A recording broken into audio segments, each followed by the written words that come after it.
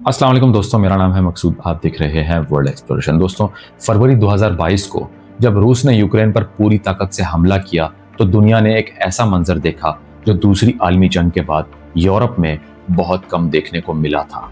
ये सिर्फ दो ममालिक की जंग नहीं थी, बल्कि ताकत, खुद मुख्तारी, असर और रसूख और आलमी निज़ाम के तवाज़ुन की जंग थी। रूस ये जंग जल्द ख़त्म करना चाहता था, लेकिन यूक्रेन की मुज़ाहमत, मगरिब की मदद और अवामी हौसले ने इसे तवील, महंगी और गैर मुतवक्का जंग में बदल दिया। आज कई साल बाद हम पूछते हैं, इस जंग का नतीजा क्या निकला? कौन जीता, कौन हारा और दुनिया किस जानिब बदल गई?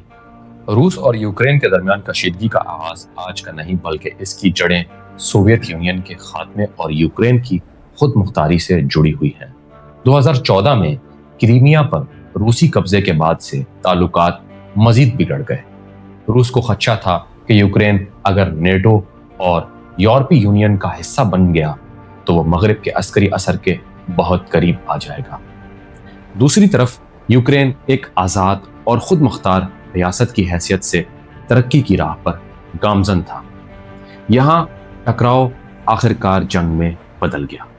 जंग के इब्तदाई दिनों में रूस ने 3 अतराफ से हमला करके कीव पर कब्जा करने की कोशिश की, मगर यूक्रेनी फौज, रजाकारों और आम शहरियों ने सख्त मुज़ाहमत की। रूस को पसपा होना पड़ा और इसने तवज्जो मशरिकी इलाकों पर मरकूज कर दी, खास तौर पर डोनबास में। यहाँ महीनों तक शदीद गोलाबारी, टैंकों की जंग और ज़मीनी लड़ाई जारी रही। 2022 के आखिर में यूक्रेन ने हैरानकुन तौर पर खरसून जैसे अहम इलाकों को वापस ले लिया। 2023 से 2025 तक जंग एक तातुल का शिकार हो गई, जहां दोनों तरफ से आगे बढ़ने के बजाय एक खूनी जमूद नजर आया, जैसे पहली जंग अजीम की खंदकों की जंग होती थी। रूस का बुनियादी मकसद यूक्रेन की हुकूमत को गिराकर अपनी मर्जी की क़यादत लाना था, जो मुकम्मल नाकामी में बदल गया। वो कीव फतह ना कर सका, जबकि यूक्रेन ने दुनिया को यह दिखाया कि एक निस्बतन कमजोर मुल्क भी अगर मुत्तहद हो जाए तो बड़ी ताकतों का मुकाबला कर सकता है। लेकिन यह कहना भी गलत ना होगा कि अमेरिका ने भरपूर साथ दिया। अमेरिका की मदद के बगैर यूक्रेन कुछ ना कर सकता था। दोनों मुल्कों ने भारी जानी और माली नुकसान उठाया, हजारों फौजी मारे गए, लाखों जख्मी हुए और अरबों डॉलर का असला खर्च हुआ। जंग में जदीद टेक्नोलॉजी जैसे ड्रोन, साइबर हमले और सैटेलाइट इंटेलिजेंस का बेदरीग इस्तेमाल हुआ। रूसी सदर व्लादिमीर पुतिन को उम्मीद थी कि यह जंग इनके असर और रसूख को बढ़ाएगी, मगर इसके उलट हुआ। रूस को आलमी सतह पर तन्हाई का सामना करना पड़ा। यूरोपीय ममालिक ने इस पर सख्त पाबंदियां लगाई और नेटो मजीद मजबूत हो गया। इधर यूक्रेन न सिर्फ अपना दिफा करने में कामयाब हुआ, बल्कि यूरोपीय यूनियन और नेटो की तरफ मजीद करीब हो गया। अगरचे इसे भी नेटो की मुकम्मल रुकनियत नहीं मिली, लेकिन सियासी और अस्करी ताउन पहले से कहीं ज्यादा बढ़ गया। ज़ेलेंस्की एक आलमी अलामत बन गए, जुर्रत, मुज़ाहमत और कौमी वक़ार की। लेकिन यह कहना भी गलत ना होगा कि रशिया के प्रेसिडेंट अपने तौर पर अपने लोगों के लिए एक मजबूत आदमी की तरह खड़े रहे और आज भी खड़े हैं। रूस को शदीद इक्तिसादी पाबंदियों का सामना करना पड़ा, जिसने इसकी मईशत को हिला दिया। यूरोप ने रूसी गैस और तेल पर इन्हिसार कम कर दिया, जिससे तवानाई की आलमी नर्ख आसमान पर पहुंच गई। यूक्रेन, जो दुनिया के अहम गंदम बरामद करने वालों में शामिल था, इसकी ज़राअत को तबाह कर दिया गया। दुनिया भर में खुराक और तवानाई के बहरान ने जन्म लिया और तरक्की पजीर ममालिक महंगाई की चक्की में पिस गए। चीन और भारत ने रूस से सस्ते दामों तवानाई खरीदने का सोचा और फायदे लिए, मगर मगरिब में अवामी दबाव हुकूमतों को रूस मुखालिफ इक़दामात पर मजबूर करता रहा। जंग का सबसे भयानक पहलू इंसानी अलमिया है। लाखों लोग बेघर हो गए, औरतें और बच्चे सरहद पार यूरोप की तरफ पनाह लेने पर मजबूर हुए। अस्पताल, स्कूल, घर सब मलबे में बदल गए। मारियोपोल और बखमूत जैसे शहर जमीन बोस हो गए। बैनुल-अक़वामी इदारों ने रूस पर जंगी जराइम के इल्जामात लगाए, जिनमें शहरी इलाकों पर हमले, इज्तिमाई कब्रें और अगवा शामिल हैं। नेटो ने बराह रास्त जंग में तो शिरकत नहीं की, मगर यूक्रेन को जदीद हथियार, तरबियत, इंटेलिजेंस फराहम की। अमेरिका ने अरबों डॉलर की मदद दी। अक़वाम मुत्तहिदा की करारदादें तो आई, मगर रूस चूंकि सलामती कौंसिल का मुस्तकिल रुकन है, इसलिए बड़ी कार्रवाई मुमकिन न हुई। चीन ने खुलकर रूस का साथ तो ना दिया मगर इसके खिलाफ भी नहीं गया। वो तवाज़ुन बरकरार रखने की पॉलिसी पर अमल पैरा रहा। दुनिया का ग्लोबल साउथ काफी हद तक खामोश या गैर जानिबदार रहा क्योंकि इनके अपने मुफादात वाबस्ता थे। ये जंग सिर्फ तोप और टैंक की नहीं थी, ये एक हाई टेक जंग थी। यूक्रेन ने तुर्क और अमरीकी ड्रोन्स का भरपूर इस्तेमाल किया। साइबर हमलों ने बैंकों, मीडिया और सिक्योरिटी सिस्टम्स को निशाना बनाया।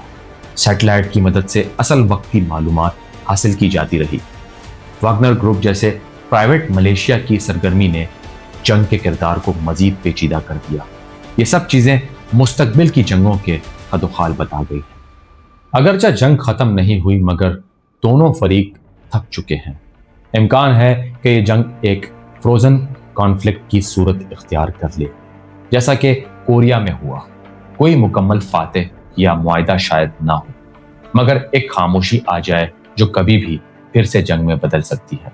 यूक्रेन शायद नेटो का मुकम्मल रुकन ना बने, मगर मगरिब से जुड़ाव बढ़ता जाएगा।